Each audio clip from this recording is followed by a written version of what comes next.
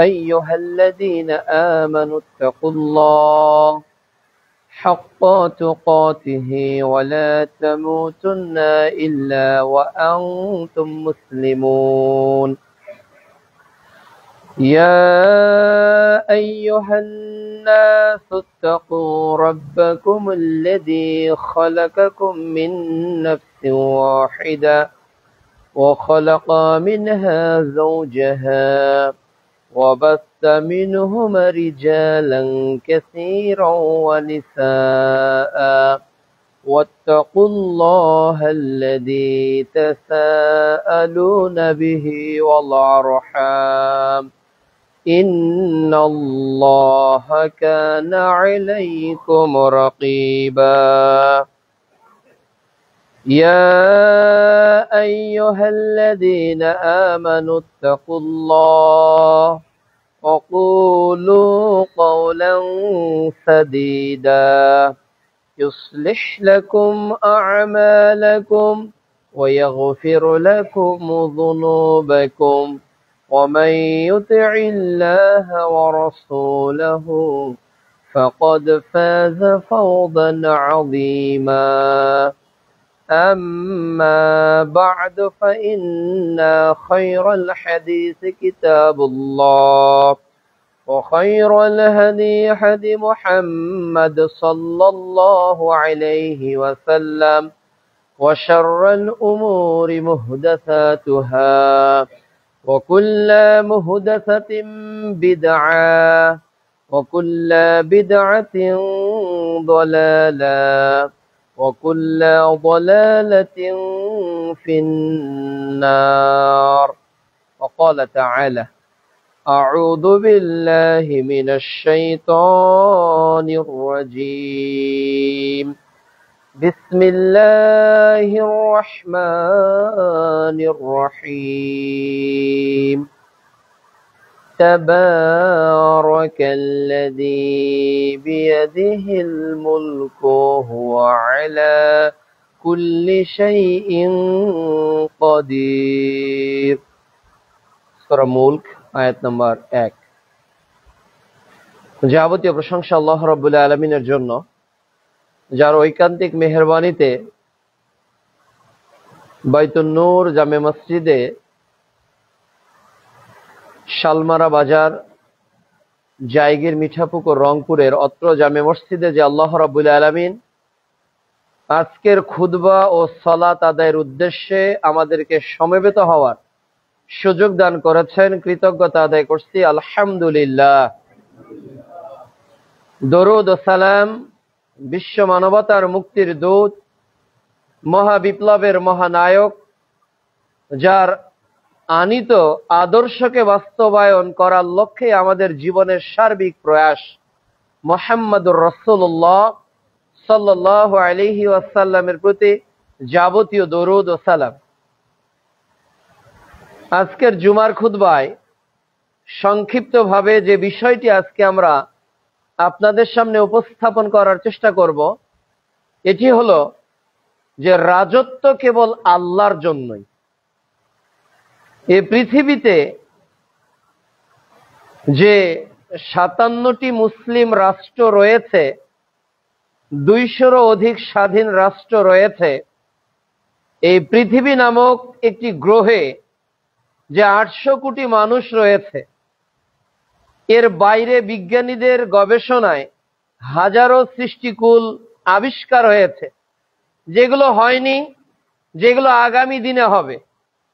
আসমানের উপরে যা আছে, সপ্তম আসমান পর্যন্ত, এই প্রথম জমিনের নিচে আর 6টা জমিনে যা আছে, এই সব কিছুর রাজত্বের মালিক কেবলমাত্র আল্লাহ।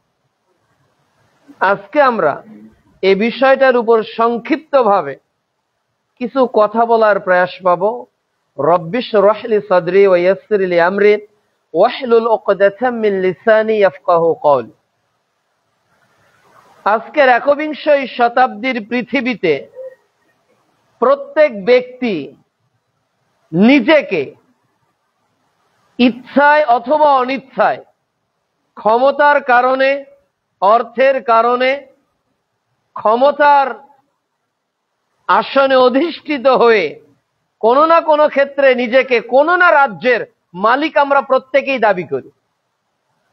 আর এই রাজ্যের মালিকানা দাবি করার কারণে পৃথিবীতে বিভিন্ন জায়গায় মানুষ তার নিজস্ব থিওরিকে, তার নিজস্ব ফিলোসফিকে বাস্তবায়ন করার জন্য হাজারো মানুষকে তার পিছনে সময়, শ্রম, মেধাকে ব্যয় করতে এবং করাতে বাধ্য করছে গোটা পৃথিবীতে।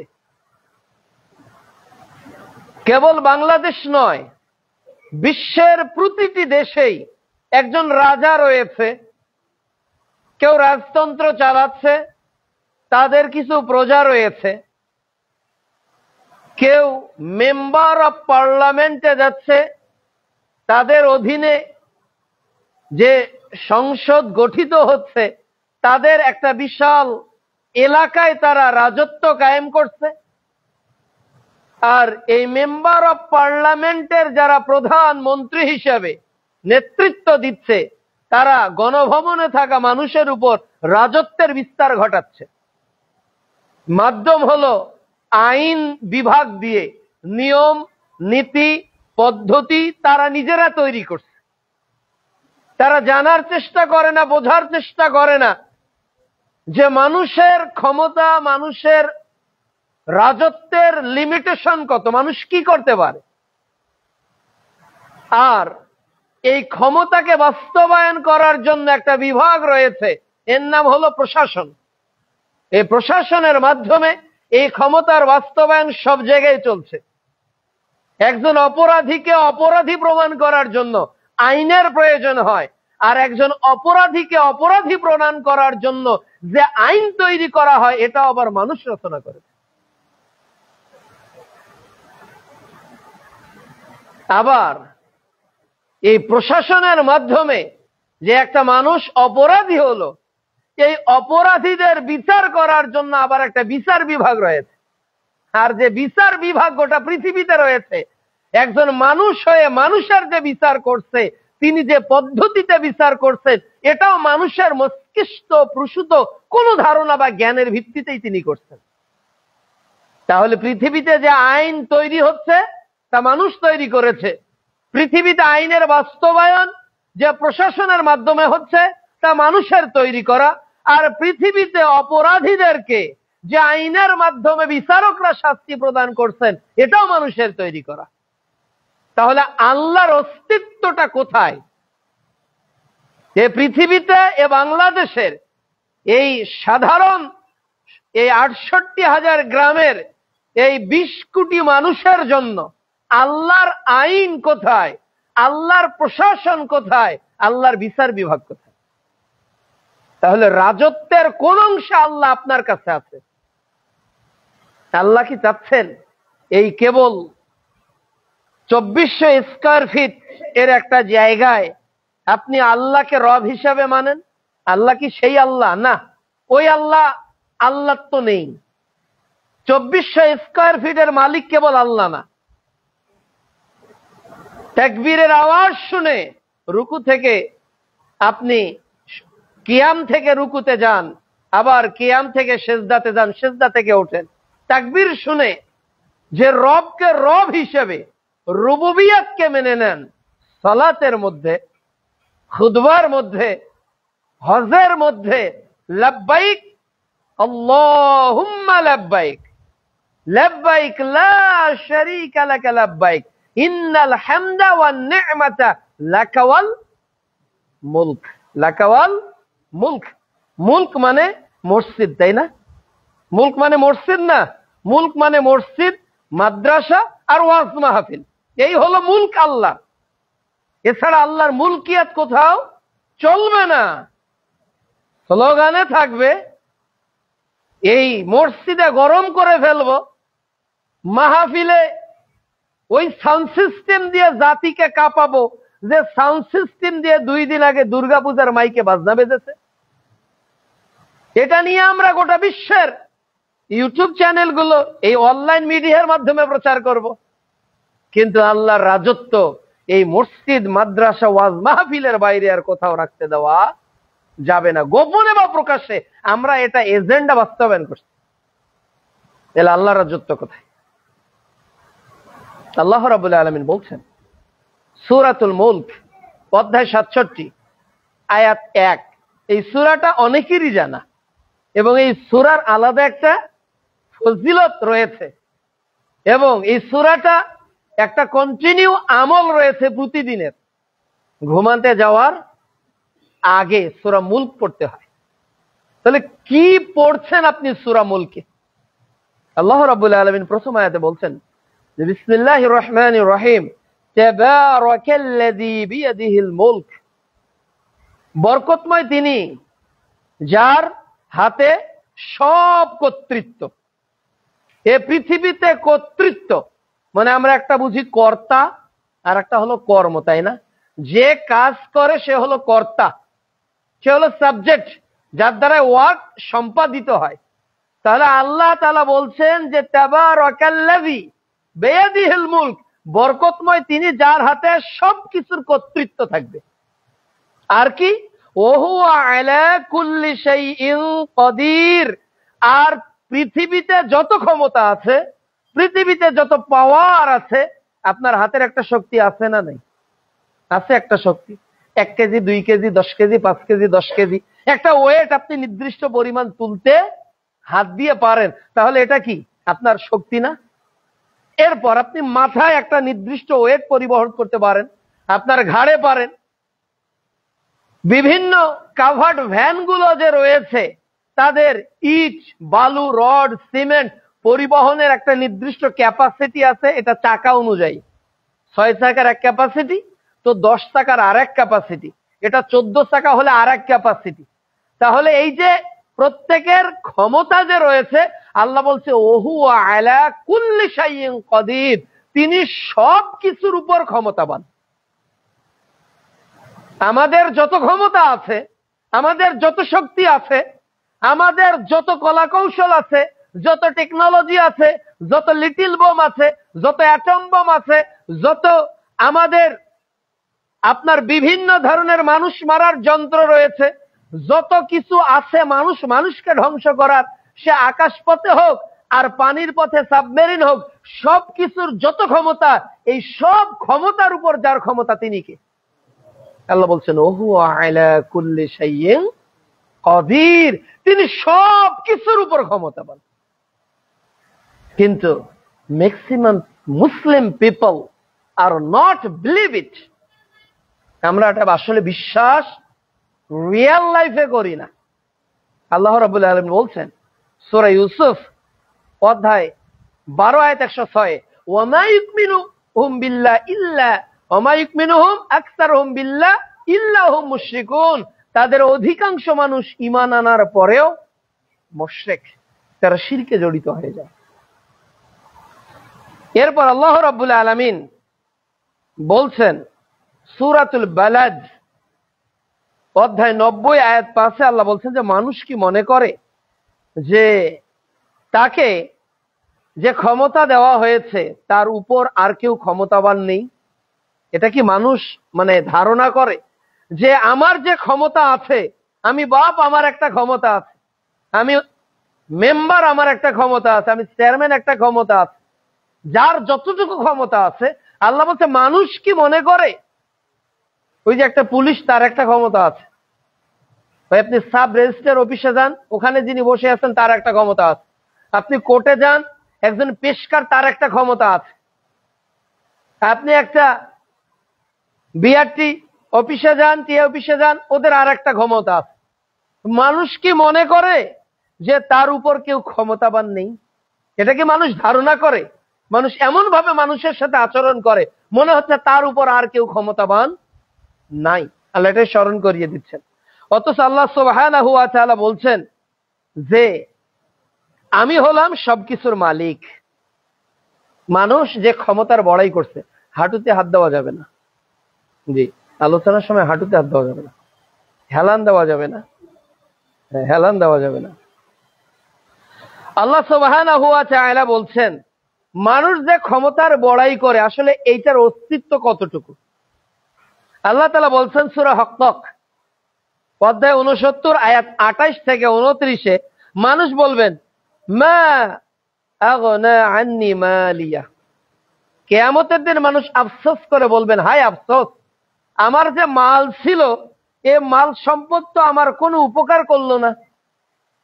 এরপর মানুষ বলবেন হালাকা আন্নি সুলতানিয়া, আমার যে সুলতানিয়াত ছিল, আমার যে ক্ষমতা ছিল, আমার যে শক্তি ছিল, আমার পিছনে যে এত মোটরসাইকেল, আমার অফিসে যে দামি চেয়ার, আমার অফিসের যে এসি রুম, আমার হালাকান্তি সুলতানিয়া, দেখি আমার সব ক্ষমতা আজকে নিঃশেষ হয়ে গেল। তাহলে মানুষের ক্ষমতা পার্মানেন্ট নাকি টেম্পোরারি? টেম্পোরারি, এটা টেম্পোরারি। দেখলেন না 5 আগস্টের পর মন্ত্রীরা কিভাবে পালাচ্ছিল দেশ ছেড়ে, লুঙ্গি পরে গেঞ্জি পরে, একেবারে মানে গরিব অসহায় হয়ে, মনে হচ্ছে এক একজন জেলে, এক একজন রিক্সা চালক অটো চালকের বেশ ধরেছে, ধরেনি? তাহলে হালাকান্নি সুলতানিয়া, কিয়ামত তো দুনিয়ায় দেখলেন আপনি। এই যদি হয়, দুনিয়ার পালা পরিবর্তনে দেশের শাসন ক্ষমতাধরদের, যারা মোড়ল, যারা আইন পরিবর্তন করত, যারা প্রশাসন পরিবর্তন করত, যারা এদেশের বিচার বিভাগকে পরিবর্তন করত, তাদের পদস্খলন যদি এতটা কষ্টকর হয়, তাহলে বিচারের মাঠে এই সব এমপির যিনি প্রধান হবেন, পৃথিবীর সব মন্ত্রিত্বের যিনি নেতা হবেন, পৃথিবীর সব প্রধানমন্ত্রীর যিনি রব হবেন, ওই দিন মানুষগুলোর অবস্থা কি হবে, এটা কি সহজে বোঝা যাচ্ছে না? এটা তো একেবারে ইজি। বিচারের মাঠে মানুষ বলবে আমার সম্পদ, আমার সন্তান, আমার এই ক্ষমতা আমার কোনো উপকার করলো না। একই কথা মানুষ বলবেন সূরা শুআরায় আল্লাহ তাআলা বলছেন অধ্যায় 26 আয়াত 88-তে যে ইয়াউমা লা ইয়ানফাউ মালু ওয়ালা বানু, ওই দিন মাল এবং সন্তানাদি কোনো উপকার করবে না। তাহলে আপনি কার মর্যাদা করেন পৃথিবীতে? হয় পাওয়ার, না হলে মানি, না হলে মেম্বার। আপনার পরিবারে যদি 5 জন ছেলে থাকে, আর যদি কারোর সঙ্গে মারামারি লাগে, বের হতো রে, দেখি ওরা কি পেয়েছে, এই যে কিসের বড়াই? সন্তান আছে 5টা 10টা, আল্লাহ রাব্বুল আলামিন বলছেন এটা কোনো উপকার করবে না। একই কথা সূরা মুনতাহিনা 3 নম্বর আয়াতে বলছেন অধ্যায় 60-এ লান তানফাআকুম আরহামুকুম ওয়ালা আওলাদুকুম ইয়াউমাল কিয়ামা, ওই দিন কেউ উপকার করবে না। তাহলে মানুষ আফসোস করবে তার সময়কে মিসইউজ করার জন্য, তার সম্পদের মিসইউজ করার জন্য, তার ক্ষমতার মিসইউজ করার জন্য, তার যত কিছু ছিল এইগুলোকে যত জায়গায় সে ভুলভাবে ব্যবহার করেছে, ওই দিন তার স্মরণ হবে, হায় আফসোস, যদি এটা আমি না করতাম। এরপর আল্লাহ রাব্বুল আলামিন কেবল কি ক্ষমতার উপর ক্ষমতাবান? আল্লাহ সুবহানাহু ওয়া তাআলা বলছেন সূরা হুজুরাত অধ্যায় 49 আয়াত 18 যে ওয়াল্লাহু বাসীরুম বিমা তা'মালুন, আল্লাহ সবকিছুই দেখেন যা আমরা করি। পৃথিবীতে কোন নেতা সবকিছু দেখতে পারে? নেতাদের কাছে কর্মীরা একরকম, নেতারা চলে গেলে কর্মীরা আর এক রকম। নেতা কাছে থাকলে কর্মীরা এক ধরনের সম্মান করে, নেতা দূরে চলে গেলে ওই নেতাকে কর্মীরা আর এক ধরনের ঘৃণা করে। কিন্তু আপনার রবের রাজত্ব এত বিশাল যে 850 কোটি মানুষ আজকের পৃথিবীতে যে যেদিকে তাকাচ্ছে, ন্যানো সেকেন্ডে যেটা দেখেছে ওটা আল্লাহ দেখেছে। আপনার আল্লাহর রাজত্বের মালিকানা কতটুকু? আজকের পৃথিবীতে যত মানুষ ঘুমিয়ে আছে একজনই জানেন, তিনি কে? আজকের পৃথিবীতে যত মানুষ জেলখানায় বন্দী আছে কে জানেন? আজকের পৃথিবীতে যত মানুষ মৃত্যুবরণ করবেন কে জানেন? আজকের পৃথিবীতে বিগত 5 মিনিট আগে যা ঘটে গেছে এই সবকিছুর খবর কে রাখেন? সবকিছু আল্লাহ তাআলা এটাই বলছেন যে তোমরা যা কিছু করো সবটাই আমি রব দেখতেছি, কোনোটা আমার দৃষ্টির বাইরে পৃথিবীর মানুষ করতে পারে না। তাহলে আল্লাহর রাজত্বের পরিসীমা কত? এরপর আল্লাহ সুবহানাহু ওয়া তাআলা বলছেন সূরা মুনাফিকুন অধ্যায় 63 আয়াত 11, আল্লাহু খবীরুম বিমা তা'মালুন, আল্লাহ সবকিছুর খবর রাখে। বিমা তা'মালুন, তোমরা যা করো। তাহলে একটা হলেন দেখা, আল্লাহ সবকিছু দেখেছেন। আবার আপনি যে করলেন কাজটা এটাও তিনি খবর রাখেন। আপনি যেখানে গিয়ে যেটা করতেছেন এই সব কিছুর খবর কার কাছে চলে যাচ্ছে? আল্লাহ রাব্বুল আলামিনের কাছে চলে যাচ্ছে। তাহলে আপনার রবের রাজত্ব কত বিশাল। নিজের অন্তরটাকে ব্রড করেন যে আপনি কার সার্ভেন্ট, আমি কার চাকর, কে আমার রব, তার রাজত্ব কত, তার ক্ষমতা কত, তার উদারতা কত, তার মহত্ব কত। আল্লাহ রাব্বুল আলামিন বলছেন যে তোমরা যা কিছু করো আমি আল্লাহ তাআলা সবকিছুই খবর রাখি। এরপর আল্লাহ রাব্বুল আলামিন বলছেন সূরা আল ইমরান অধ্যায় 3 আয়াত 27 আল্লাহ তাআলা বলছেন তুলিজুল লাইলা ফিন নাহারি ওয়া তুলিজুন নাহারা ফিল লাইলি। আল্লাহ তাআলা কি করেন? রাতকে দিনে এবং দিনকে রাতের মধ্যে ঢুকান। এ ক্ষমতা আর কোন রাষ্ট্রনায়কের আছে একটু বলেন তো? যাকে আপনি নেতা মানেন এই নেতার ক্ষমতা আছে কি এত? দিনকে রাতের মধ্যে, রাতকে দিনের মধ্যে। এখন ফজর 5টা 5:05 5:10 অনেকে পড়ছে, আবার এই ফজর পড়া হয়েছে 4টায়, তাই না? 4:45 ফজর পড়েছি, আবার এই ফজর 6:45 6:30 পড়ছি। যে মাগরিব আজকে 5:50 পড়ছি, এই মাগরিব তো কয়েকদিন আগে 7টায় পড়লাম। তাহলে দিনকে রাত আর রাতকে দিনের মধ্যে ঢোকানোর একচ্ছত্র মালিকানা যার হাতে তিনি কে? তিনি আল্লাহ। তাহলে আমরা বুঝতে পারলাম সম্পদ বিচারের মাঠে উপকার আসবে না, তার মানে এটার কোনো ক্ষমতা নেই। যে ক্ষমতার বড়াই করছি এর চেয়ে ক্ষমতাশীল হলেন আমার আল্লাহ। আমরা যা কিছু করছি এটা রব দেখছেন, আমরা যা কিছু কর্ম সংগঠিত করছি এ খবর আল্লাহ রাখছেন। এরপর বলছেন বান্দা তুমি যে পৃথিবীতে বসবাস করো এর আহ্নিক গতি, এর বার্ষিক গতি যার নিয়ন্ত্রণে পরিচালিত হয় তিনি হলাম আমি আল্লাহ। তাহলে আমি কত জয়ীফ, আমি কত দুর্বল। এরপর আল্লাহ রাব্বুল আলামিন বলছেন একই সূরা আল ইমরানের 26 নম্বর আয়াতে যে আল্লাহ তাআলা হলেন এই মুলকিয়াতের মালিক, আর তিনি যাকে চান তাকে ক্ষমতা দেন, আর যাকে চান তার কাছ থেকে ক্ষমতা ছিনিয়ে নেন। আল্লাহ যাকে চান তাকে সম্মানিত করেন, আল্লাহ যাকে চান তাকে অপমানিত করেন। তাহলে চাওয়াটা কার? আল্লাহ। আপনি আপনার চাওয়াতে কিছুই করতে পারবেন না, আপনার ইচ্ছাতে আপনার কোনো কিছুই করার ক্ষমতা নেই, আল্লাহর ইচ্ছা থাকতে হবে। আল্লাহ বলছেন যে সর্বশক্তিমান হলেন আল্লাহ। এই আল্লাহ সুবহানাহু ওয়া তাআলা কি করেন? যাকে ইচ্ছা করেন তাকে রাজত্ব দিয়ে দেন। আজকে যারা মুসলমানদেরকে মারতেছে তারা বেধর্মী না? তারা রাজত্বের মালিক হয়ে গেছে না? তাহলে রাজত্ব দিয়ে আল্লাহ তাদেরকে পরীক্ষা করছেন। আর আপনি মাজলুম, আল্লাহ আপনাকেও পরীক্ষা করছেন। আল্লাহ রাব্বুল আলামিন রাষ্ট্রনায়ক হয়ে দ্বিতীয় খলিফা ওমর রাদিয়াল্লাহু তাআলা আনহুকে পরীক্ষা করেছেন। আর মরু প্রান্তরে ধুধু উপত্যকায় উত্তপ্ত প্রান্তরে বুকের উপর পাথর চাপা নিয়ে আহাদ আহাদ বলে নির্যাতিত মাজলুম বেলাল রাদিয়াল্লাহু তাআলা আনহু পরীক্ষা দিয়েছেন। দুই পরীক্ষা তো এক নয়, দুটাই পরীক্ষা ছিল। আল্লাহ রাব্বুল আলামিন বলছেন যাকে ইচ্ছা আমি দেই। এরপর আল্লাহ তাআলা আরো বলছেন সূরা বুরুজ পারা 30 অধ্যায় 85 আল্লাহ বলছেন 16 নম্বর আয়াতে ফাআলুল লিমা ইউরিদ। আপনার রবের মন যা চায় তাই করেন, তিনি যা ইচ্ছা তাই করেন। শুধু বলেন কুন ফায়াকুন, হও, এটা হয়ে যায়। এটা হও বললেই হয়ে যায়। আপনার রবের এটা হলো রাজত্ব, যে তিনি যা ইচ্ছা তাই করেন। তার ক্ষমতা কত ব্যক্তি। এরপর আল্লাহ রাব্বুল আলামিন আরো বলছেন যে এই পৃথিবীতে যে রিজিক এর বন্টন হচ্ছে এই রিজিকের মালিকও আল্লাহ, এই রিজিকের মালিক মানুষ না। আল্লাহ রাব্বুল আলামিন বলছেন যে তোমরা সন্তানকে খাদ্যের ভয়ে হত্যা করো না, আমি আল্লাহ তোমাদের ও তাদের রিজিক দেই। এবার বলছে আগে আমি আল্লাহ তোমাদেরও দেই, যে পৃথিবীতে আসবে তারও রিজিকের মালিক আমি আল্লাহ।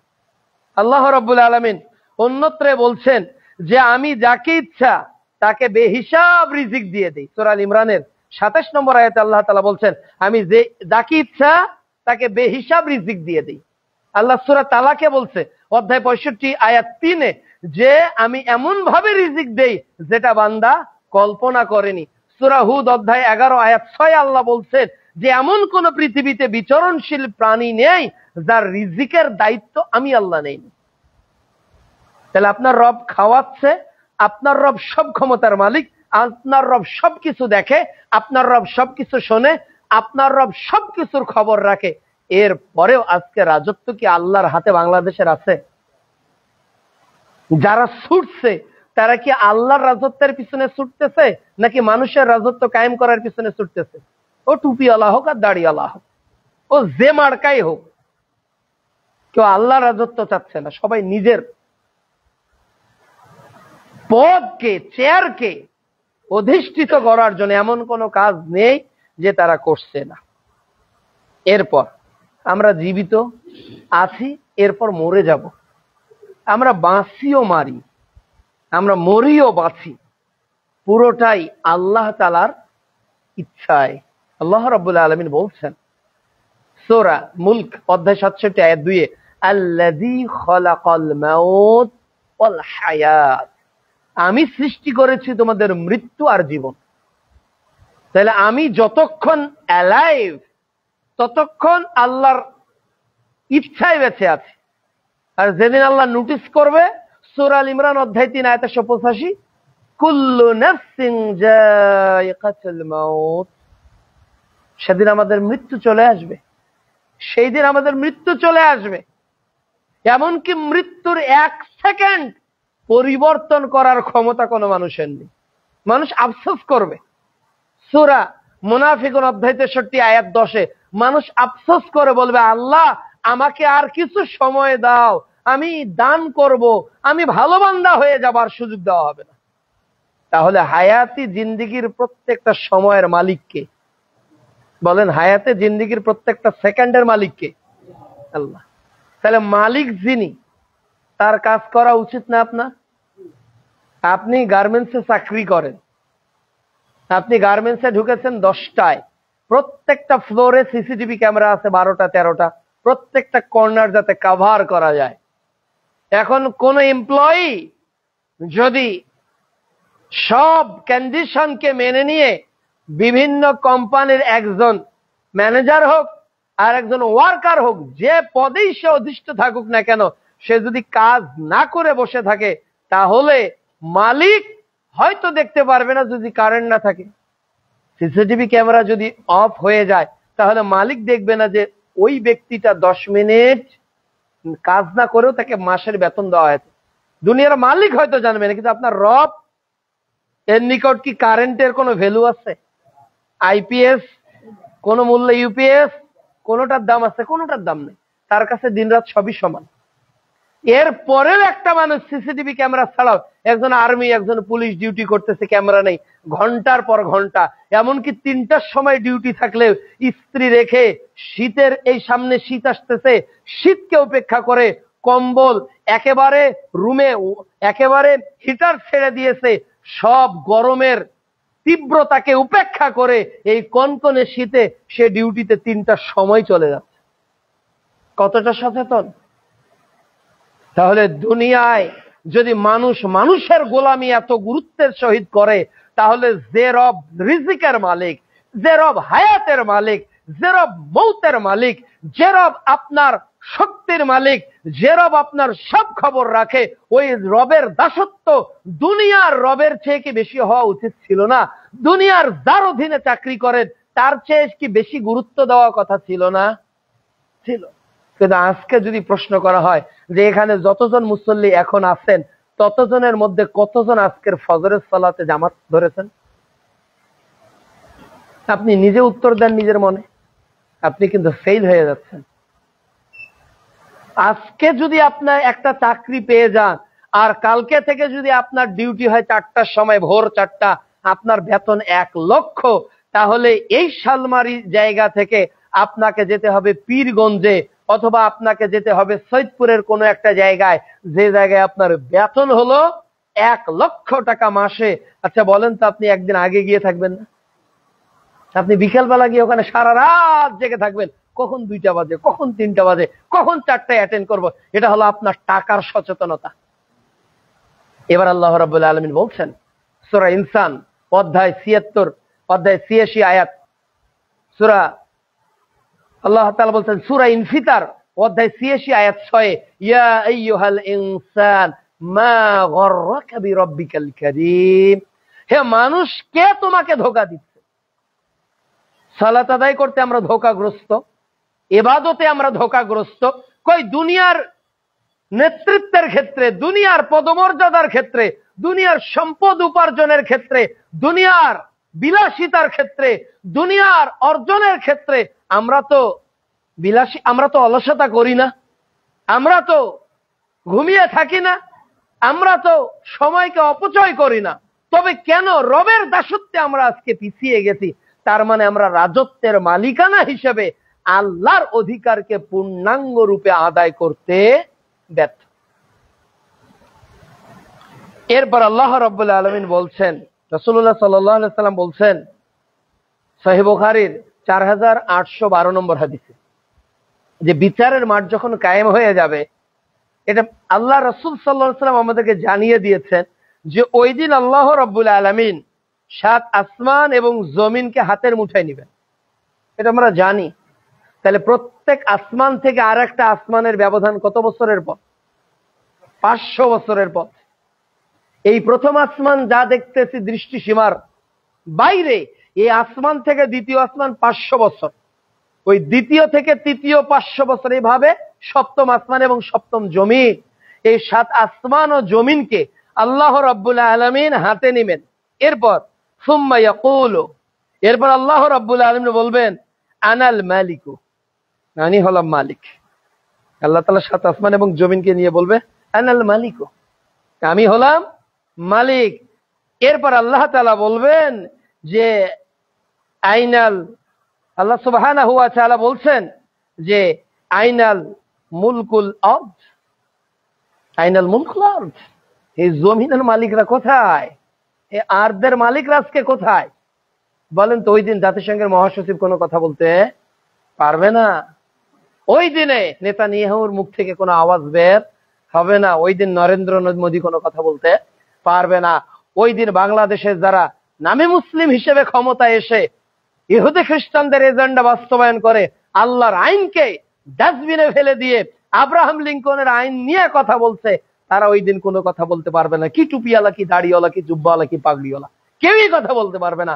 আল্লাহ বলে এই জমিনের রাজারা কই, দেখি দেখি দেখি দেখি, কোথায় বাংলাদেশের প্রধানমন্ত্রী, কই ডক্টর ইউনূস, কই অমুক প্রধানমন্ত্রী, দেখো দেখি তোমরা কোথায়, কোথায় তোমরা?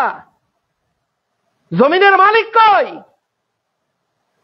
নেতা হয়েছেন না, নেতা হয়েছেন, পিটাচ্ছেন মানুষকে, চাঁদাবাজি শুরু করেছেন। মুদ্রার এপিট আর ওপিট সবাই সমান।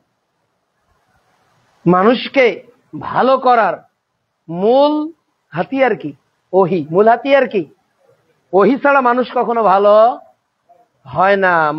মানুষকে ভালো করার কোন নিয়ম বলতে দিতে পারে না। এই মোবাইলটা কিভাবে ভালো থাকবে আমি বেশি জানি না, মোবাইল কোম্পানি বেশি জানে। কে কোম্পানি বেশি জানবে? Mobile company. আচ্ছা, আপনার কাছে অ্যাপেল সেট আছে, আমার কাছে শাওমি সেট আছে, তো অ্যাপেল সেট কিভাবে ভালো থাকবে এটা কি শাওমি কোম্পানি বলবে? শাওমি বলবে নাকি অ্যাপেল কোম্পানি বলবে? Apple company. স্যামসাং সেট কিভাবে ভালো রাখতে হবে এটা কে বলবে? স্যামসাং এর যারা আবিষ্কারক। তো এটা একটা কমন সেন্স, ননসেন্স না। বাংলাদেশে এরা সবাই ননসেন্স, এদের কমন সেন্সও নেই। অ্যাপেল কোম্পানির মালিক যদি বলে দিতে পারে এই ফোনটা কিভাবে ভালো থাকবে, যে আবিষ্কারক সে বলতে পারে। প্রোডাক্ট কিনলেই একটা কি দেয়? গাইডবুক দেয় না? একটা প্রোডাক্ট কিনলেই একটা নিয়ম দেয়। আরে 10 টাকার একটা সিরাপ কিনলে ওর ভিতরে একটা কাগজ থাকে, একটা 10 টাকার সিরাপ কিনলে ওর ভিতরে একটা কাগজ থাকে। একটা এমবিবিএস ডাক্তারকে 500 টাকা দিয়ে দেখালেও ও বলে যে এই ওষুধটা খাওয়ার আগে না পরে, ও একটা নিয়ম বলে দেয়। আপনার টাকা দিয়ে ওষুধ কিনে ইচ্ছা মতো খাবেন হবে না। কোনোটা অর্ধেক খেতে হয়, কোনোটা 4 ভাগের 1 ভাগ খেতে হয়, কখনো কোনোটা একসঙ্গে 2টা খেতে হয়, কোন ওষুধ সপ্তাহে 1 দিন খেতে হয়, কোন ওষুধ মাসে 1 দিন খেতে হয়, আর কোন ওষুধ দিনে 3 বার খেতে হয়। এটা কে বেশি বুঝবে? রোগী বেশি বুঝবে না ডাক্তার বেশি বুঝবে? বলেন আপনারা। ডাক্তার বেশি বুঝবে না? তাহলে রুগীকে সুস্থ করার জন্য রুগীর চেয়ে যদি ডাক্তার বেশি বোঝে, মোবাইল ভালো রাখার জন্য মোবাইল ব্যবহারকারীর থেকে যদি মোবাইল কোম্পানি ভালো বেশি বোঝে, তাহলে এদেশের 18 কোটি মানুষের কি কমন সেন্স নেই? এরা কি মানুষ নামের ইতর যে বাংলাদেশকে প্রকৃতভাবে শান্তিতে রাখতে হলে আব্রাহাম লিঙ্কনের নীতি চলবে, না জেরবকে আল্লাহ সৃষ্টি করেছে আল্লাহর নিয়ম চলবে? তো কই আপনি আল্লাহর নিয়মের পিছনে তো কেউ ছুটতেছেন না। তমুকের চরিত্র ফুলের মতো পবিত্র। কোন নেতার চরিত্র ফুলের মতো পবিত্র? কোন নেতার চরিত্র ফুলের মতো পবিত্র? আপনার নেতার চরিত্র এত অভদ্র, আপনার নেতার চরিত্র এত অভদ্র, যে দেশের নেতারা দুর্গা পূজার শুভেচ্ছা দেয়, এদেশের নেতাদের ইসলামিক কোন মূল্যবোধই থাকতে পারে না, কোন দিনও থাকতে পারে না। মরার আগ পর্যন্ত বলবো, ইমাম তাইমিয়ার মতো 8 বার জেল খাটাবেন খাটান, আহমদ ইবনে হাম্বলের মতো কুকুরের মতো ঘোরাবেন ঘোরান, সার দিয়ে হিন্দুদের পূজায় আমি শুভেচ্ছা জানানোর কে? আমি শুভেচ্ছা জানানোর কে? এই ফাঁকে আপনাকে একটা উদাহরণ দেই। আরে আপনি দুর্গা পূজার অনুষ্ঠানের হিন্দুদেরকে যদি শুভেচ্ছা জানান, আপনার উচিত কালকে থেকে বাংলাদেশের 22টা পতিতালয় আছে সরকারিভাবে নিবন্ধিত, এই 22টা পতিতালয় আপনাকে কালকে থেকে যেতে হবে, আর এই পতিতালয় থেকে 50 জন নারী বের হবে, ওদেরকে ফুল তুলে দিবেন যে আমি তোমাদেরকেও শুভেচ্ছা জানাই। কেন? তোমরা হলে ওয়ার্কার, তোমরাও তো কর্মী, তোমরা হলে যৌনকর্মী, তোমরা তোমাদের স্বাধীনতা এ দেশে পাচ্ছ, এজন্য তোমাদেরকে ফুল দিলাম। কই তোমার টুপি দাড়িওয়ালা নেতারা দেয় না কেন? শোনেন, একটু আপনাকে বলি, ওই দুর্গা পূজায় শুভেচ্ছা বিনিময় করার চেয়ে ওই পতিতালয়ের নারীর নিকট গিয়ে ফুল দেওয়া কোটি গুণে ভালো। কোরআন হাদিস দিয়ে আপনাকে বোঝাচ্ছি, একটু এক খেয়ালে চেয়ে থাকেন। দেখেন, যে লোক দেহ ব্যবসা করতেছে এ হলো যৌনকর্মী, এ হলো জেনাকারী, কাবিরা গুনাহগার। এ কি গুনাহগার? কাবিরা গুনাহগার। আপনারা জানেন বিচারের মাঠে মুহাম্মদ সাল্লাল্লাহু আলাইহি সাল্লাম সুপারিশ যাদের জন্য করবেন তারা কারা? কাবিরা গুনাহগার। যারা যারা কাবিরা গুনাহ করেছে এদের জন্য সুপারিশ করবে। আরে সাগিরা গুনাহকে মুসাফা করলে মাফ হয়ে যায়। আপনার সাথে যদি আমি মুসাফা করি, হাত পৃথক হওয়ার আগে রাসূল সাল্লাল্লাহু আলাইহি সাল্লাম বলতেছেন যে তার অতীতের যত সগীরা গুনাহ আছে আল্লাহ মাফ করে দিবেন। আরে সগীরা গুনাহ তো উযু করলে হাত মুখ কান দিয়ে যা গুনাহ করেছেন সগীরা সবই মাফ হবে। তাহলে একজন জেনাকারী নারী যে রাত দিন ব্যবসা করে দেহের, 5 জন 10 জন পুরুষ প্রতিদিন তার নিকট যায়, আপনি ফুল তাকে দিলে অনেক ভালো হবে। আপনি টুপি নিয়ে যান, আপনার দলের ম্যানার নিয়ে যান, কোনো আপত্তি নেই, এটা অনেক ভালো। হিন্দুদেরকে শুভেচ্ছা দেওয়ার চাই কেন? ওই নারীকে আল্লাহ জান্নাত দিতে পারে, কিন্তু আপনি যাকে শুভেচ্ছা দিয়েছেন সে জীবনেও জান্নাত পাবে না। আর একটা আপনাকে জিনিস বোঝাই, যে ওই নারী, জেনাকারী নারী জান্নাতে যাবে, এ কথা মুহাম্মদ সাল্লাল্লাহু আলাইহি ওয়াসাল্লাম বলেছেন। সহিহ বুখারীর লম্বা হাদিস। একজন নারী রাস্তা দিয়ে যেতে যেতে দেখে যে একটা কুকুর তৃষ্ণার্ত অবস্থায় আছে। ওই নারী হলো জেনাকারী নারী, ওই নারী হলো পতিতালয়ের নারী। ওই নারী তার পা থেকে চামড়ার মোজাটা বের করলো, এরপর কুয়াতে নামলো, কষ্ট করে পানি তুললো, এরপর পিপাসিত কুকুরকে পান করালো। মুহাম্মদ সাল্লাল্লাহু আলাইহি ওয়াসাল্লাম বলতেছেন, একটা জানোয়ার, একটা কুকুরকে পানি পান করানোর জন্য আল্লাহ একটা পতিতালয়ের নারীর গুনাহকে মাফ করে তাকে জান্নাতে দিয়েছে। এবার সহিহ মুসলিমের ওই হাদিসটা একটু শোনাই। রাসূল সাল্লাল্লাহু আলাইহি ওয়াসাল্লাম বলছেন, মান মাতা, যে ব্যক্তি মৃত্যুবরণ করলো, লা ইশরিক বিল্লাহি শাইয়া, আল্লাহর সাথে শিরক করে যে মৃত্যুবরণ করলো, দাখালান নার, সে জাহান্নামে যাবে। তাহলে কোন হিন্দু জান্নাতে যেতে পারবে না। আমার এই জেনাকারী বোনটা একদিন না একদিন জান্নাতে যাবে। তাহলে শুভেচ্ছা কে বেশি পাওয়ার হকদার? তো জেনাকারী নারীরও ভোট তো আপনার প্রয়োজন আছে, নাই? আপনার তো ভোটের প্রয়োজন। যান না সেখানে, যান না সেখানে। বুখারীর হাদিস, জেনাকারী নারীকে আল্লাহ রাসূল ক্ষমার ঘোষণা দিয়েছেন, তা আবার মানুষের উপকার করে না, চতুষ্পদ জানোয়ারকে পানি পান করিয়ে। স্যার, আপনি হিন্দু, বৌদ্ধ, খ্রিস্টান কিছুই বোঝেন না, কিছুই বোঝেন না। সবার আবার যাচ্ছে, কেউ গান গায়, আবার তাদের গীতাও পাঠ করে, নাউযুবিল্লাহ, আস্তাগফিরুল্লাহ, লা হাওলা ওয়ালা কুওয়াতা ইল্লা বিল্লাহ। এ দিয়ে এরা যদি ক্ষমতায় যায়, জাতি যে কোন দুর্যোগে পড়বে এর কোনো হিসাব নেই। ক্ষমতা মূল, ইসলাম তাদের কাছে বিবেচ্য বিষয় নয়। ইসলাম আসে যাক, ইসলামের তো 5 পয়সা দাম নেই, একটা হিন্দুর দাম যত বেশি। অথচ মুহাম্মদ সাল্লাল্লাহু আলাইহি সাল্লামকে আল্লাহ রাব্বুল আলামিন এত গতিশীল করে পাঠালেন, যাদের নিকট যাচ্ছেন একটু বলুন না। আরে ইব্রাহিম আলাইহিস সালাম রাষ্ট্রনায়ককে বলতে পারে, আপনি একজন হিন্দু ভাইকে বলতে পারেন না? দলিল জানা না থাকলে আপনি বলে দেই, আপনাদের যদি আলেম ওলামা কম থাকে। সূরা মারিয়মের 42 থেকে 47 নম্বর আয়াত পড়েন। ইব্রাহিম আলাইহিস সালাম তার বাপকে বলছে, আব্বা কার ইবাদত করেন যারা দেখেও না, শোনেও না, উপকারও করে না? সূরা মারিয়মে আছে। কই আপনার নেতা তো বলেন আপনার নেতা নাকি মুসলিম ম্যান্ডেট। আল্লাহ তাআলার নবী ইব্রাহিম যদি বলতে পারে, আপনি কেন বলতে পারেন না? হুঙ্কার কই আপনার? হুঙ্কার কই আপনার? একটু বলেন। মুহাম্মদ সাল্লাল্লাহু আলাইহি সাল্লাম মদিনা থেকে যেদিন মক্কা বিজয় করলেন, সাথে শত শত হাজার সাহাবী, কাউকে হাতে লাঠি নিতে দেননি। নিজেই হাতে লাঠি নিয়ে বলেছেন, জাল হক ওয়া যাকাল বাতিল ইন্নাল বাতিলা কানা যাহুকা। এই কথা বলে মুহাম্মদ সাল্লাল্লাহু আলাইহি সাল্লাম নিজ হাতে মূর্তি ভেঙেছেন। আমি তার পক্ষে কথা বলতে পারবো? কোনোদিনও পারবো না, কোনোদিনও পারবো না। আমার দায়িত্ব কি? সহিহ মুসলিমের 49 নম্বর হাদিস, কিতাবুল ইমানে, মান রাআ মিনকুম মুনকারান ফালিয়াগহিরহু বিয়াদিহি ফাইল্লাম ইয়াস্তাতি ফাবিলিসানিহি। যদি অন্যায় হতে থাকে আমি হাত দিয়ে বাধা দিব। আমি হাত দিয়ে বাধা দিতে পারবো না। কেন? ওরা আলাদা, আমি আলাদা, আমার ক্ষমতা নেই। ওরা করুক ওদেরটা, আমি বাধা দিতে পারবো না। কিন্তু আমার ছেলেকে আমি বাধা দিতে পারবো। ওনাদের প্রতি আমাদের কোনো আক্ষেপ নেই, ক্ষমতাও নেই, তাদের বিষয় তাদের। তাহলে কি ফাইল্লাম ইয়াস্তাতি ফাবিলিসানিহি, যদি ক্ষমতা না থাকে তাহলে জবানে বলো। জবানে বলো যেটা হারাম, এটা শিরিক, এটা করলে আর জান্নাত মিলবে না, করলেই আর জান্নাত মিলবে না, আজীবন জাহান্নাম। ফাইল্লাম ইয়াস্তাতি, আর এটা যদি বলা না যায়, ভাবে কলবিহি, আরে ঘৃণা করো, থু থু থু থু, সি সি সি, মানুষ কেমনে দুর্গা পূজায় যায়, আহ থু, এটা ঘৃণা দিবেন, আর ঘৃণা ভরে চলে আসতে হবে। ওয়া যালিকা আযাফুল ঈমান, থুতু দিয়ে ঘৃণা করে যদি ফিরে না আসেন, আল্লাহর রাসূল বলছেন আর এর নিচে কোনো ঈমান নেই। এই হাদিসের বাস্তবতা কি আপনাদের মুহাদ্দিসরা কি বলে? অন্যায় হতে দেখতেছেন, মনে করেন এক জায়গায় ব্লু ফিল্ম দেখাচ্ছে, আপনার ক্ষমতা নিয়ে আপনি বাধা দিতে পারলেন না, আপনার ক্ষমতা নিয়ে আপনি বলতেও পারলেন না, ও এরা তো দেশের নাগরিক, জামাতবদ্ধ ভাবে ব্লু ফিল্ম দেখতে, তো কি হয়েছে, যাই আমি তাদেরকে ফুল দিয়ে চলে আসি। ওদেরকে ফুল দিয়ে আসা অনেক ভালো এদের বৈঠকে যাওয়ার চেয়ে। আমি কি বোঝাচ্ছি আপনাকে? আল্লাহর রাজত্বের ক্ষেত্রে যারা শিরিক করে তাদের কোনো আপোষ নেই।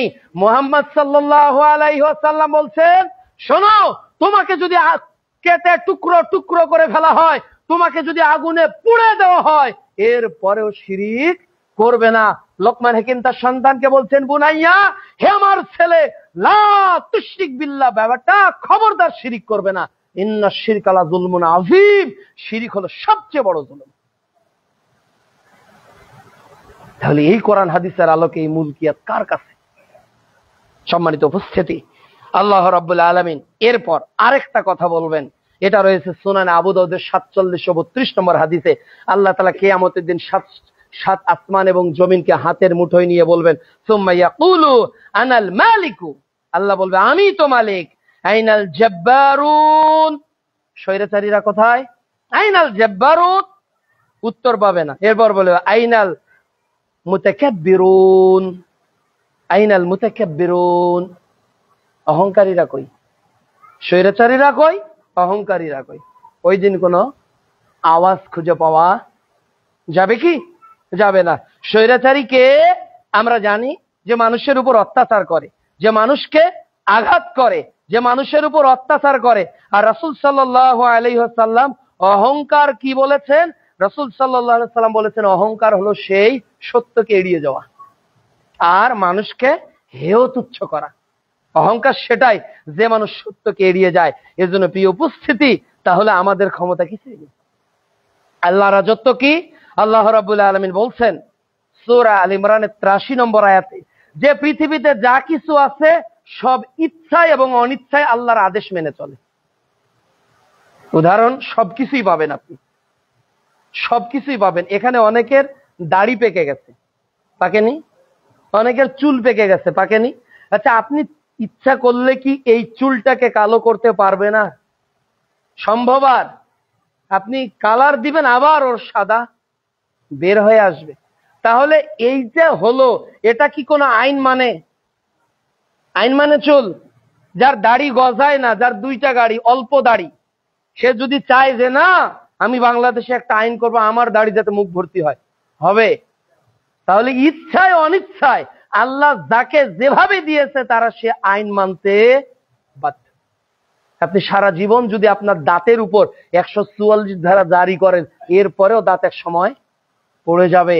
আপনি যদি আপনার স্কিনের উপর 1000 চেষ্টা করেন, এই স্কিন এরকম যৌবন কালের মতো টাইট থাকবে না, এটা বৃদ্ধ দাদুর মতো এক সময় কি হয়ে যাবে? ঢিল হয়ে যাবে। আমার মায়েরা, বোনেরা যারা পর্দার অন্তরালে খুতবা শুনছে, সবচেয়ে সুন্দরী যুবতী নারীটি যদি সর্বোচ্চ চেষ্টা করে, তার যৌবনকে ধরে রাখতে পারবে না, বার্ধক্যে তাকে যেতেই হবে। আল্লাহ তাআলা এটাই বলছেন সূরা আল ইমরানের 83 নম্বর আয়াতে, ইচ্ছায় এবং অনিচ্ছায় সবাই আল্লাহর হুকুম মেনে চলে। ইচ্ছায় এবং অনিচ্ছায়। আমার দেহ আমার কন্ট্রোলের বাইরে। আমার নখকে আমি কন্ট্রোল করতে পারি না, ও গজাবেই। আমার মোষকে আমি কন্ট্রোল করতে পারি না, ও গজাবেই। আমার দাড়িকে আমি কন্ট্রোল করতে পারি না, ও 1000 বার প্রতিদিন ফোম শেপ দিলে ও জাগবে। কেন? এটা আল্লাহর ইচ্ছাই হয়। তাহলে আপনার ইচ্ছা কি? আমাদের কিন্তু এখানে কিছুই নেই। এজন্য প্রিয় উপস্থিতি, আমাদের অবশ্যই আল্লাহ তাআলার রাজত্বকে সর্বজীবনে মেনে নিতে হবে। পরিশেষে আমি সংক্ষিপ্তভাবে কথা বলতে চাই। আল্লাহ রাজত্বের আরো অনেকগুলো দিক ছিল, পরিশেষে আমি আমাদের দুর্বলতার কথা বলি। আল্লাহ তাআলা বলছেন খুলিকাল ইনসানু যায়ীফা। আল্লাহ বলছেন সূরা নিসার 28 নম্বর আয়াতে, আল্লাহ বলছেন খুলিকাল ইনসানু যায়ীফা। যায়ীফা মানে কি? অনেক শক্তিশালী না? হাদিস একটা সহিহ, আর একটা কি যায়ীফ। মানে কি? যায়ীফ হাদিস আপনি মানেন? কেন মানেন না? এটা মানা যাবে না। আল্লাহ বলছে মানুষ হলো যায়ীফ। দুর্বল মানুষ কি কোনো আইন তৈরি করার ক্ষমতা রাখে? ও তো নিজেই দুর্বল, আল্লাহ বলছে। এরপর আল্লাহ তাআলা বলছে যে আমি মানুষকে 4 প্রকার চ্যালেঞ্জ দিয়েছি, মানুষ কোনোটাই ধরেনি। আপনি যদি শক্তিশালী হন, চ্যালেঞ্জ মোকাবেলা করেন। আল্লাহ রাব্বুল আলামিন বলছেন যে পুরো কোরআনের মতো একটা কোরআন নিয়ে আসো, পুরো কোরআনের মতো একটা কোরআন নিয়ে আসো। আবার আল্লাহ সূরা হুদের 13 নম্বর আয়াতে বলছেন, অধ্যায় 11, যে কোরআনের 10টা সূরার মতো তোমরা 10টা সূরা নিয়ে আসো। এরপর সূরা বাকারার 23 নম্বর আয়াতে আল্লাহ তাআলা বলছেন যে তোমরা এই সূরার মতো একটা সূরা নিয়ে আসো, একটা আয়াতের মতো। এরপর আল্লাহ তাআলা সূরা ইউনূসের 38 নম্বর আয়াতে বলছেন যে পুরো কোরআনটার মতো একটা কোরআন নিয়ে আসো। মানুষ কোনো চ্যালেঞ্জ গ্রহণ করতে পারে নাই।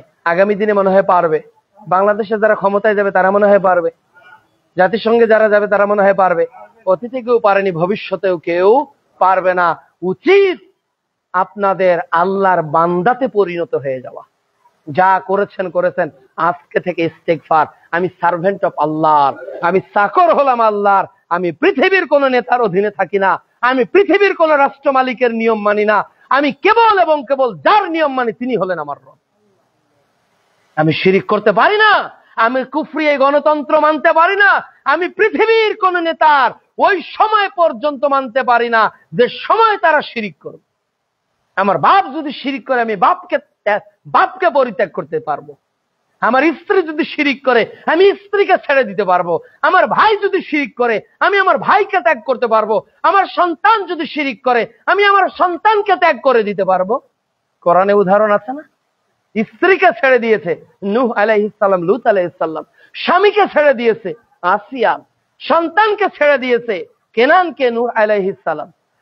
ভাইকে ছেড়ে দিয়েছে হাবিল, কাবিলকে ছেড়ে দিয়েছে। কাজে এই ইতিহাস কোরআনে মওজুদ। তাওহীদের সঙ্গে যার মিল থাকবে তার সঙ্গে আল্লাহর রাজত্বের মিল রয়েছে। যে শিরিক করবে, যে শিরিককে আমদানি করার চেষ্টা করবে, তার সঙ্গে আল্লাহর মুলকিয়াতের ন্যূনতম কোনো সম্পর্ক থাকতে পারে না। এরপর আল্লাহ তাআলা মানুষের ক্ষমতা বলছে সূরা হজের অধ্যায় 22 আয়াত 73 যে তোমরা সবাই মিলে একটা মাছি তৈরি করতে পারবে না। আল্লাহ সূরা হজের 73 নম্বর আয়াতে বলছে, ও পৃথিবীর 800 কোটি মানুষ, একটা মাছি তৈরি করো তো। একটা মাছি ক্ষমতা আছে? তোমরা একটা মাছি তৈরি করতে পারো না। আর আমার 3.5 হাত বডি তোমার আইন মানবে, তাই না? তোমার আইন মানবে? আমি তোমার আইনকে ঘৃণা করি, আমি তোমার আইনকে ঘৃণা করি, আমি বাংলাদেশের আইনকে ঘৃণা করি। এর পরেও আল্লাহ বলছে লা ইকাল্লিফুল্লাহু নাফসান, আমি বাধ্য হয়ে যেটা মানতেছে এটা ভিন্ন কথা, কিন্তু আমার অন্তরে থাকবে কি? ঘৃণা ঘৃণা ঘৃণা। কেন? তুমি একটা মাছি তৈরি করতে পারো না, একটা মশা তুমি তৈরি করার ক্ষমতা রাখো না, তুমি কতটা দুর্বল। এরপর আল্লাহ রাব্বুল আলামিন বলছেন যে মানুষ হলো সবচেয়ে অকৃতজ্ঞ একটা জাতি। সূরা আবাসার 17 নম্বর আয়াতে আল্লাহ বলছেন যে কুতিলাল ইনসানু মা আকফারা, মানুষ হলেন। অন্য জায়গায় আল্লাহ তাআলা বলছেন সূরা আবাসার 13 নম্বর আয়াতে আল্লাহ বলছেন কলিলুম মিন ইবাদিয়াশ শাকুর, আল্লাহর কৃতজ্ঞ বান্দার সংখ্যা কম। এজন্য সম্মানিত উপস্থিতি, আমাদের কোনো ক্ষমতা ধীরে কথা বলতেছে না, আমার আছে, আমি তো এখন অমুক দলের ওয়ার্ড সেক্রেটারি, তাই না, ইউনিয়ন সভাপতি, উপজেলার অমুক না, ভাই কিছুই থাকবে না। বিগত দিন ইতিহাস দেখেন, ফেরাউনের, নমরুদের, আদ সামুদ জাতির ইতিহাস দেখেন। পৃথিবীর কোন রাষ্ট্রনায়ক টিকতে পারেনি, পৃথিবীর কোন ক্ষমতাশীলরা টিকতে পারেনি, কত সম্পদ ছিল কারণের টিকতে পারেনি। কেবল টিকে গেছে ওই নিরীহ বেলাল, যার মর্যাদাকে মুহাম্মদ সাল্লাল্লাহু আলাইহি ওয়াসাল্লাম জান্নাতের পদধ্বনির শব্দ শুনতে পেরেছে। টিকে গেছে সেই আসিয়া, ফেরাউনের নির্যাতনে যে আল্লাহর নিকট জান্নাতে প্রাসাদ তৈরি করার দোয়া করেছিল। এই জন্য আল্লাহর জান্নাতে যদি টিকতে চাই, আল্লাহর পরহেজগার বান্দায় যদি নিজেদেরকে শামিল করতে চাই, তাহলে সার্বিক জীবনে রাজত্বের মালিকানা কার কাছে দিতে হবে? আল্লাহর কাছে। আল্লাহ যেন তৌফিক দান করেন। আলহামদুলিল্লাহ ওয়াহদা ওয়াসসালাতু ওয়াসসালামু আলা মান লা নাবিয়্যা বা'দা। আল্লাহুম্মা সাল্লি আলা মুহাম্মাদিন ওয়া আলা আলি মুহাম্মাদ কামা সাল্লাইতা আলা ইব্রাহিম ওয়া আলা আলি ইব্রাহিম ইন্নাকা হামিদুম মাজিদ। আল্লাহুম্মা বারিক আলা মুহাম্মাদিন ওয়া আলা আলি মুহাম্মাদ কামা বারাকতা আলা ইব্রাহিম ওয়া আলা আলি ইব্রাহিম ইন্নাকা হামিদুম মাজিদ। রাসূলুল্লাহ সাল্লাল্লাহু আলাইহি ওয়াসাল্লাম বলছেন, সিলসিলাতুস সাহিহ হাদিসে এসেছে 394 নম্বর হাদিস, যে এমন একটা সময় চলে আসবে যখন ঈমান নিয়ে চলা এতটা কঠিন হয়ে যাবে হাতে আগুন নিয়ে চলার চেয়ে। সময়টা এমন আসবে, সকালবেলা মানুষ ঈমান আনবে তো সন্ধ্যাবেলা মানুষ কাফের অবস্থায় মৃত্যুবরণ করবে। মানুষ সন্ধ্যাবেলা ঈমান আনবে, আবার যখন ফজর হবে তখন কাফের অবস্থায় উঠবে। এই একটা মুহূর্ত যেন বাংলাদেশে বিরাজ করতেছে। কে ঈমানদার আর কে কুফরির সঙ্গে আপোষ করতেছে, কে আল্লাহর মুলকিয়াতকে স্বীকার করে আর কে তাগুদের নিকট মাথা নত করতেছে, এটা দিন শেষে কিন্তু কিছুই বোঝা যাচ্ছে না। এই সময় আপনার আমার দায়িত্ব হলো রাসূল সাল্লাল্লাহু আলাইহি সাল্লামের আদর্শকে আঁকড়ে ধরে থাকা, ইসলামকে আঁকড়ে ধরে থাকা, মাড়ির দাঁত দিয়ে আঁকড়ে ধরে থাকা। আর রাসূল সাল্লাল্লাহু আলাইহি সাল্লাম বলছেন, এই সময় যদি আমার আদর্শের উপর কেউ টিকে থাকতে পারে, 50 জন শহীদের সমমানের মর্যাদা আল্লাহ তাআলা ওই ব্যক্তিকে দান করবেন। আল্লাহ রাব্বুল আলামিন যেন মৃত্যু আমাদের দ্বীনের প্রতি ইস্তেকামাত থাকা তৌফিক দান করেন। ইয়া মুকাল্লিবাল কুলুব সাব্বিত কলবি আলা দীনিক, আল্লাহুম্মা মুসাররিফাল কুলুব সাররিফ কুলুবানা আলা তাআতিক। আল্লাহ বলছে, ইন্নাল্লাযীনা ক্বালু রাব্বুনাল্লাহ সুম্মা ইসতাকামু, যারা বলে আমার রব আল্লাহ অতঃপর তার প্রতি অবিচল থাকে, আল্লাহ তাআলা যেন মৃত্যু আল্লাহর রাজত্বের অধীনে আমাদেরকে দাস হয়ে টিকে থাকার তৌফিক দান করেন। জীবনে আর কখনো আইন নিয়ে কোনো শব্দ উচ্চারণ করবেন না। সবার আগে যে আইন আসবে সেটা কোন আইন? সবার আগে যে আদর্শ আসবে সেটা হলো মুহাম্মদ সাল্লাল্লাহু আলাইহি ওয়াসাল্লামের আদর্শ। কোন নেতার আদর্শ নয়, কোন নীতির আদর্শ নয়। এরা বলে আমরা একদিন ক্ষমতায় গেলে ইসলাম কায়েম করব। সিস্টেমের ভিতর সিস্টেম চেঞ্জ কখনো হবে না। অ্যান্ড্রয়েড মোবাইলে কখনো অ্যাপেলের ভার্সন আসে না, আর আপনার উইন্ডোজ এক্সপি তে কখনো উইন্ডোজ 10 এর অ্যাপস পাওয়া যায় না। এগুলো বোকামি ছাড়া কিছুই না। 1863 সালের আব্রাহাম লিঙ্কনের গণতন্ত্র থেকে 2025 সালের গণতন্ত্র, পৃথিবীতে একটা দেশ দেখান, only one single country in the whole world, গোটা পৃথিবীতে একটা দেশ দেখান যেটাতে গণতন্ত্র শান্তি দিতে পেরেছে, সুখ দিতে পেরেছে, মানুষের অধিকারকে নিশ্চিত করতে পেরেছে। কোন দেশ পারেনি। কেন? ইসলাম যেটা পারবে সেটাই হলো কামিয়াবি। এছাড়া মানুষের আইন কখনো মানুষকে চূড়ান্ত শান্তি দিতে ব্যর্থ হবে, এটা সুনিশ্চিত। আল্লাহ বাংলাদেশের সব রাষ্ট্রনেতাকে ইসলামী রাজত্ব বোঝার তৌফিক দান করো আল্লাহ, তোমার মুলকিয়াত বোঝার তৌফিক দান করো আল্লাহ। পৃথিবীর সব মানুষ যদি একদিকে যায়, আল্লাহ রসুলের হাদিস অনুযায়ী একাই যাতে আমি গাছের শিকড় ধরে মৃত্যু পর্যন্ত অপেক্ষা করি, সেই তৌফিক তুমি আমাদেরকে দান করো আল্লাহ। বাতিল পথে যাতে আমরা মিশে গিয়ে জাহান্নামের খোরাকে পরিণত না হয়ে যায় আল্লাহ, সেই পথ থেকে তুমি আমাদেরকে পরহেজ থাকার তৌফিক দান করো। বাইতুন নূর, এটা হলো আলোর ঘর। এখন এখান থেকে আলো ছড়ানোর জন্য আমাদের প্রত্যেককে চেষ্টা করতে হবে। আমরা দোয়া করি বাইতুন নূর মসজিদকে আল্লাহ যেন ইসলামের নূর আলোক বর্তিকা হিসেবে কবুল করেন। আল্লাহ তাআলা যেন এখান থেকে কোরআন ও সুন্নাহর দালিলিক আলোচনাগুলোকে গোটা মিঠাপুকুরে ছড়িয়ে দেওয়ার তৌফিক দান করেন। আল্লাহ তাআলা যেন ইসলামিক রিসার্চ সেন্টারকে প্রকৃত অর্থে যুবকদের, বর্তমান যে আই ওয়াশ করা হচ্ছে, বর্তমান টেকনোলজির এই যুগে, মিডিয়ার এই যুগে, আজকে যুবকরা পথহারা। তারা আজকে অনেকে, একজনকে আস্তে আস্তে শুনলাম তার ভাই আহলে কোরআন হয়ে গেছে, নাউযুবিল্লাহ। কতটা কষ্টের, আহলে কোরআন হয়ে গেছে, বলছে হাদিসে এত ভেজাল, কোরআন ছাড়া কিছু মানব না। আজকে এগুলো কেন? আগাছার জন্য কিন্তু কোনো বীজ দিতে হয় না। আজকে আমাদের চর্চা নাই। আজকে আমি জুমার খুতবা দিলাম, 7 দিন আর কোনো কর্মসূচি নেই, কোনো কর্মসূচি আপনার নেই। আজকে মুসলমানদের কোনো বাড়িতে তালিম হয় না, কোনো বাড়িতে পারিবারিক তালিম হয় না। অথচ প্রতিদিন আল্লাহ রাসূল আয়েশা রাদিয়াল্লাহু তাআলার সঙ্গে তালিম করতেন। রাসূল সাল্লাল্লাহু আলাইহি ওয়াসাল্লাম প্রতিদিন ফজরের পর ঘুরে মুসল্লিদেরকে হাদিস শোনাতেন। জিবরাইল কোনো বার্তা নিয়ে আসলে শোনাতেন, সাহাবীদের স্বপ্নের ব্যাখ্যা করে দিতেন। তো মুহাম্মদ সাল্লাল্লাহু আলাইহি ওয়াসাল্লাম যদি প্রতিদিন তালিম করতে পারতেন, শিক্ষা দিতে পারতেন, আমরা কি করতে পারি না? আমরা শুধু মাহফিল, আমাদের সেমিনার, এই যে মৌসুম আসতেছে, কত যুবকদের উদ্যোগে মাহফিল। ওই দিন ফজর, জোহর, আসর তো দূরের কথা, 7 দিন থেকে নামাজ নেই মাহফিল কমিটির সেক্রেটারি, তাই না? রাস্তাঘাটে সাদাবাজি করে কালেকশন করতেছে। এই ধরনের মাহফিল বন্ধ করা উচিত। ভিক্ষা নিয়ে মসজিদ করবেন না, রাস্তার মোড়ে মোড়ে ঘুরে মসজিদের কালেকশন হবে না। টাকা আছে দিব, বেড়া দিয়ে মসজিদ ঘেরা হবে, বেড়া দিয়ে মসজিদ ঘেরা হবে। রাস্তা কালেকশন করে, সাদাবাজি করে, হিন্দু বৌদ্ধ ট্রাক থামিয়ে, ভাই মসজিদের কাজ চলতেছে, টাকা দেন। কয়টা হিন্দু তাদের দুর্গাপূজা, কালী পূজার মণ্ডপ তৈরি করতে গিয়ে আপনার কাছে টাকা নেই? এগুলো লজ্জাবোধ থাকা দরকার মুসলমানদের।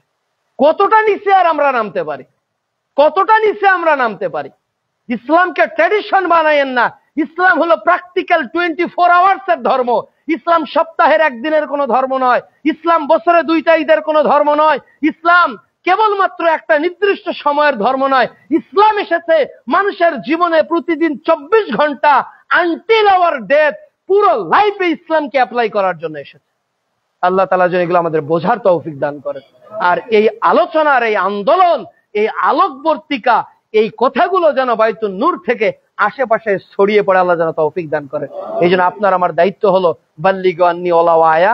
আপনারা যারা এসেছেন, আগামী জুমায় আরেক ভাইকে নিয়ে আসবেন, আরেক জুমায় আরেক ভাই আসবে। এইভাবে সমাজ একদিন সংস্কার হবে। আল্লাহ এই জায়গার যারা ব্যবস্থা করেছে, দুনিয়া এবং আখিরাতে তাদের উত্তম পারিতোষিক